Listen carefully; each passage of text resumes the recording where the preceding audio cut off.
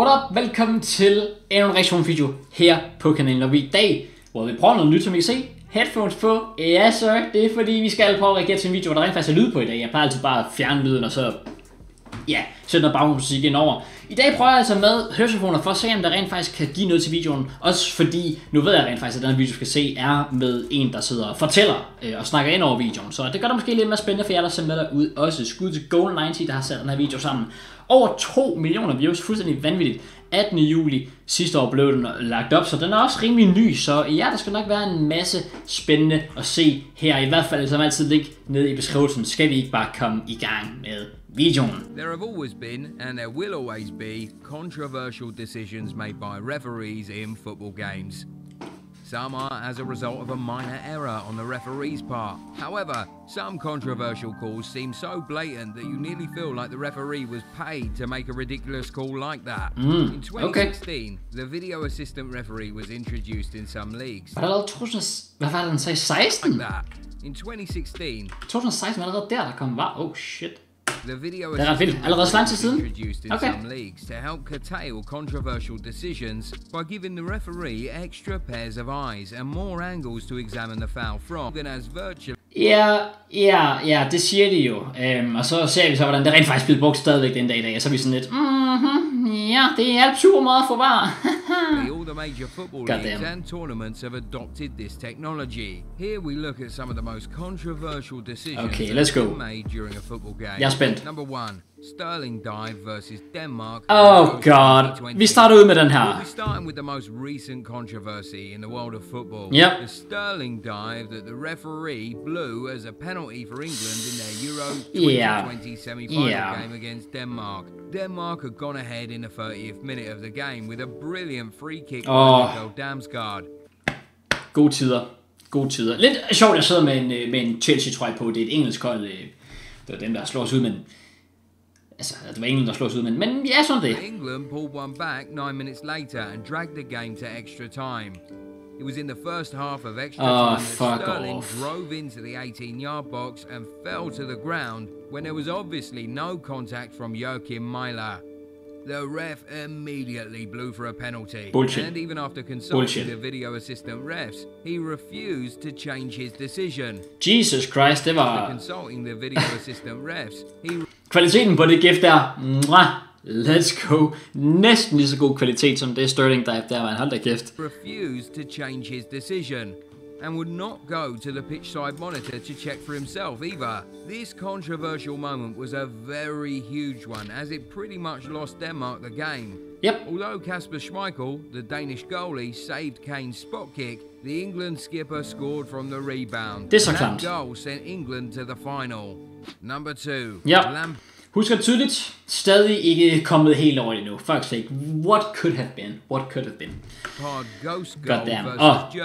Apropos what could have been. This headline det is her. enough to paint clear images in the minds of anyone who followed the 2010 World Cup in South Africa.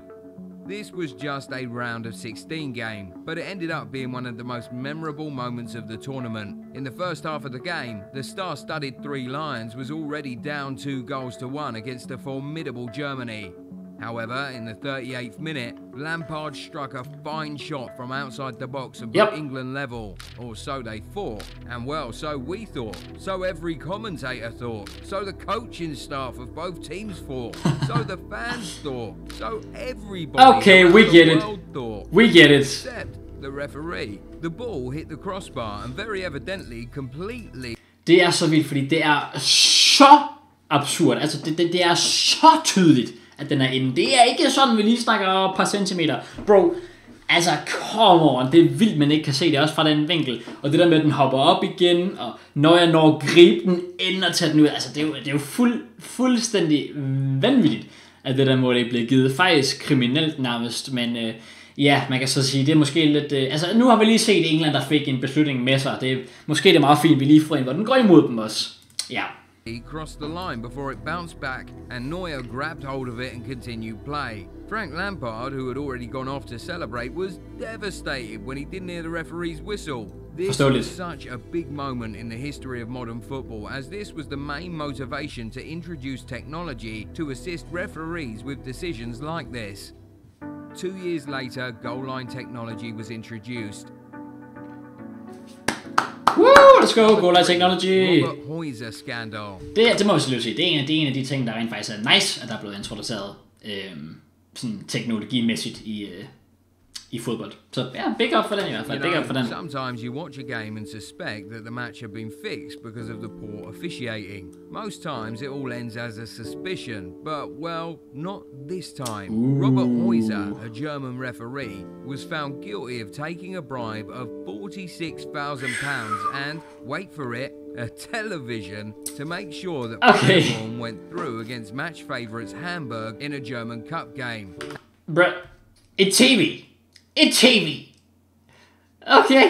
Det var sådan 46.000 pund. I mean, jeg skal lige overveje det. Et TV!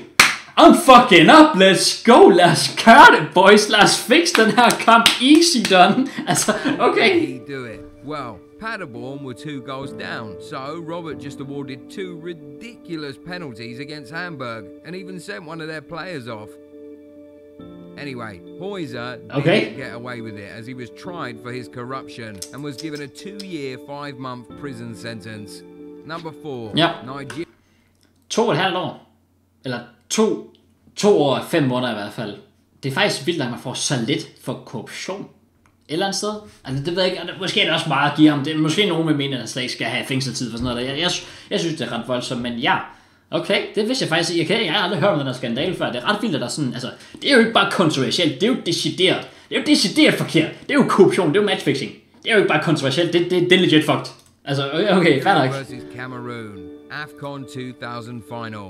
Their final, which was held in the national stadium, Lagos, Nigeria, was tightly contested. It ended 2-2 after extra time, and so the winner had to be decided on penalties. Everything seemed to be going well until Victor Ikpeba stepped up for his spot kick. He converted as the ball had clearly crossed the line. However, the referee, Murad Dami, counted it as a miss, which pretty much cost Nigeria the trophy in front of their home fans. Oh my as they ended god. up losing 4-3 on penalties. This colossal error on Holy the shit. referee's part led to huge riots in the city. Jo, er det legit fra... Altså, er det der bare et random billede, de har fundet af riots, eller er det legit derfra? Fordi det er insane. Bro, bare sådan en army af, mænd, der bare løber med kæmpe, træpiller og bro, legit. Der er også en, der lå med en kæp derude. Altså, det er sådan mig i 3. klasse, det der lader rundt og fightet. Han holder sgu også den dag i dag. Okay, tydeligvis, eller dengang i hvert fald. Ja. Hold da kæft. Hvis det er legit er derfra, det er ret insane, det der. Okay, vi så ikke mere til det, men legit. Jeg vil sige 2 ting her. Et, det er, den der er ikke lige så tydelig som den med Lampard, men på den anden side, det der gør det værre, at dommeren ikke ser det her, det er, at den med Lampard, der stod dommeren, og måske man kunne sige, han var ikke lige klar, fordi han ikke regnede med, at han skød derfra, den gik ind. Bro, her er der vildt et straffespark. Han ved, at han skal holde øje med, om bolden er inde eller ej. Og der står en fucking linje, der står en baglinjedommer. Hans job er at kigge, om målmanden bevæger sig for langt frem for sig, men også om bolden er inde. Det er faktisk, okay, det er faktisk til grin. Det er faktisk til grin, det der. Okay, fair nok. Så kan jeg eddermame godt forstå, at folk var pissed. Oh my god, ja tak. Here we go. Det var vanvittigt, det der. Og det er også det, der er sjovt, fordi, som jeg snakker om tidligere, var der legit kommer for at skulle redde os alle sammen, og så, man kan så argumentere for, var det brugt rigtigt eller forkert i den her, men det viser bare tydeligvis, at selvom du har var, så det skulle ikke altid nok. Scored to put Spurs in front in the 73rd minute. City players protested as they all felt Llorente used his hand to control the ball first. The referee went to the pitchside monitor and decided he was satisfied with the goal. Like that wasn't enough.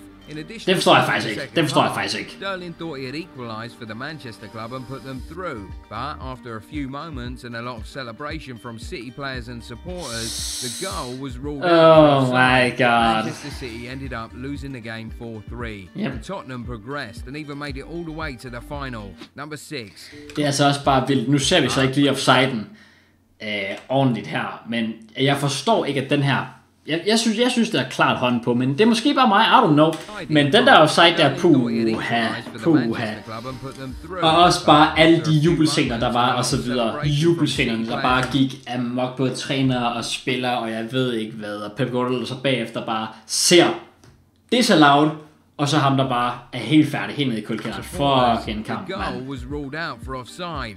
Manchester City ended up losing the game 4-3, and Tottenham progressed and even made it all the way to the final. Number 6, Clive Thomas's premature full-time whistle. In a group stage game in the 1978 World Cup between Brazil and Sweden, Clive Thomas awarded a corner kick to Brazil in the dying seconds of the game, and then went on to blow the whistle for full time just after the ball was flown into the box.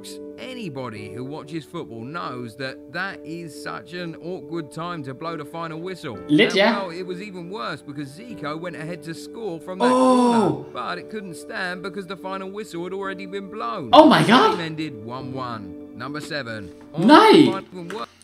Altså der vil jeg så sige, fordi nu står der 45 her, var der lagt tid til? Fordi hvis der ikke var lagt tid til, så er det jo fair nok. Hvis der legit var lagt noget tid til, så var tiden jo faktisk gået, der var gået 45 minutter. Så skulle kampen jo fløjtes af. Right?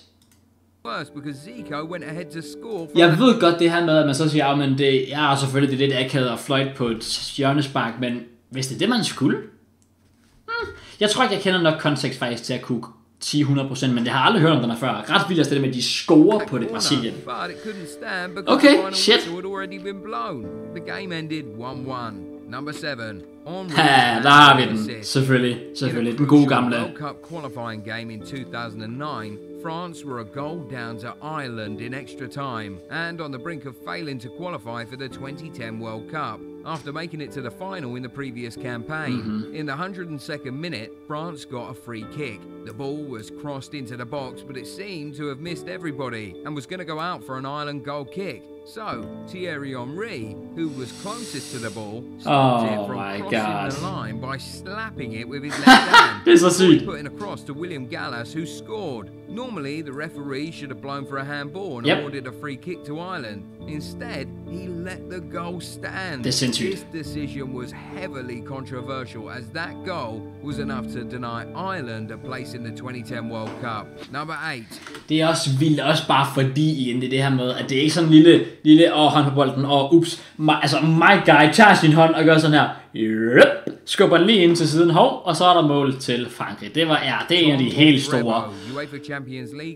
Apropos en af de helt store, Tom Øvrebro, oh my god, ja, lad os bare komme igennem det. Lad os bare komme igennem det. 2009. Surely, this is a name that Chelsea fans will never forget. Although the London club has gone on to win 2 Champions League titles since then, I still doubt that they have completely forgotten Tom Øvrebro for denying them their second UEFA Champions League final in as many years. It's hard to point out which exact moment to talk about, as there were so many. Denied penalties, unwarranted bookings, the whole lot. According to many Chelsea fans, they could have been awarded up to 4 penalties in the second leg of the semi-final alone. Barcelona fans, as well as many football pundits, have over the years tried to debunk claims that Tom was partial in that semi-final game. But the least you can say is that it was a very controversial game, and one that is always remembered as such. Number 9. Jeg har det sådan lidt sådan, jeg tror, for at være her, jeg ved ikke om jeg er naiv. Jeg tror oprigtigt ikke på, at korruption bare er sådan ting, der foregår for dommer sådan, altså så ofte som folk forstår. Legit hver gang der er en eller anden, hver gang der er en eller anden beslutning, der går for eller imod det ene eller det andet hold, så er der altså sådan, det er korruption. Jeg tror bare, det er dårlige dommer. Det er dommer, der ikke gør det job godt nok. Jeg tror ikke på korruption, og jeg tror heller ikke var tilfældet her. Jeg tror oprigtigt ikke på, at der var noget korruption. Men du kigger på den her. Hvis vi lige kan finde den frem. Over the years tried to debunk claims that Tom was partial in that semi-final game, but the least... Den her, bro! Den der, og så den med Piqué også, fantastisk. Altså, hvordan der ikke er straffespark her? Oh my... Ja, det er fuldstændig vanvittigt. Lad os bare komme videre. Fucking hell, en lortekamp, det der. Side netting goal. Stefan Kiesling's goal for Bayer Leverkusen det har jeg set det her før, ja. is one of the most bizarre goals you will ever get to see in modern football. Yep. The referee, Felix Breisch, awarded the goal. Også fordi det er Felix Brüch, som en af de mest dygtige dommere, en af de mest dygtige, kan man sige, det er en af de dygtigste dommere, vi har. Fair to the German ref, it was nearly impossible to see what actually happened in real time, and there was no VAR to review. Ja, præcis. Det er så godt over igen. Okay, vi får så ikke at se hændelsen åbenbart, men for jer der ikke er helt med på det. Det der sker, det er, at der er Jonsbak, eller jeg tror det er et eller andet, der siger, i hvert fald det indlæg, der bliver spillet ind. Kiesling, hoved på, hætter til den. Bolden går så igennem nettet ude i siden, hvor der åbenbart er et lille hul, hvor bolden lige kan snige sig igennem, og derfor ender bolden faktisk inde i målet, selvom den faktisk bliver hættet forbi stolpen, og målet står sig. Og jeg er enig i, hvad ham, der laver videoen her, eller kommenterer over videoen også siger. Altså, igen, Felix Brüch, dygtig dommer, hvad det jeg prøver at sige, men altså, den er også svær at se i real time, også som han også siger, der er ikke noget varv lige at gå tilbage og kigge, men selvfølgelig meget uheldigt. Happened in real time, and there was no VAR to review the decision. Number 10. God. The good old, selvfølgelig. Ja, præcis. This is perhaps the singular most controversial goal ever scored in the history of the game. Not true. Diego Maradona scored the first goal of the quarter-final game against England in the 1986 World Cup. In his own words, a little with his head and a little with the hand of God. Maradona, who died in November 2020, then went on to double his tally in that game with what is widely regarded as the goal of the century. Yep. Argentina won that game 2-1 and went on to win the tournament. This goes to show that yet again, many of these seemingly little decisions usually have huge effects in the grand scheme of things. For more videos like this, be sure to hit the like button, subscribe to the channel if you haven't already, and turn on the bell notification so you never miss an upload. Hell yeah, let's go. Tak for det, selv tak, ven. Selv tak, ja tak skal du have, lige præcis, ja tak, farvel og tak og take, ja, skud til ham, og som man siger, gå ned og spil like på videoen, I hørte hvad han sagde, alle sammen, smid et like, subscribe og så videre, kommenter, let's go, hey yo. Men ja, den sidste der, Maradona, hand of God, helt klart en af de absolut vildeste mål i fodbold of all time, og også bare fordi det her han siger med, at han scorer på det mål, eller han scorer det mål, men det er i samme kamp, han laver det der fuldstændig sindssyge mål, hvor han sætter hele forsvaret og scorer. Altså det er ret vildt, at du har to så velkendte mål i samme kamp, det er sjældent du ser sådan noget, så ja, men anyway, skud til Golden Knights, det var faktisk en virkelig fed compilation her, og igen, det er fedt nok med noget commentary indenover, hvor der rent faktisk er, ja, hvor der er noget at se, i stedet for det er bare mig, der sidder og kommenterer hele tiden, så er det faktisk fedt nok at høre nogle andre snakke også. Så ja, jeg håber, I kunne lide lidt mere den her stil her, lad mig høre, hvad I synes om det i hvert fald. Er det noget, som jeg skal, kan man sige, forsøge at prøve noget mere i fremtiden, jeg rent faktisk sidder og reagerer til noget content, hvor der er så lidt snak indover, i stedet for det bare er compilations med lidt musik i baggrunden. Så jeg lader mig høre, hvad I synes. Er der, jeg kan sige, end selvfølgelig som altid, tusind mange gange tak, fordi at I sådan alle sammen. Hvis I nyder den her video her, så glem selvfølgelig ikke lige at gå ned og smid like på den. Subscribe til mere. Og vi ses.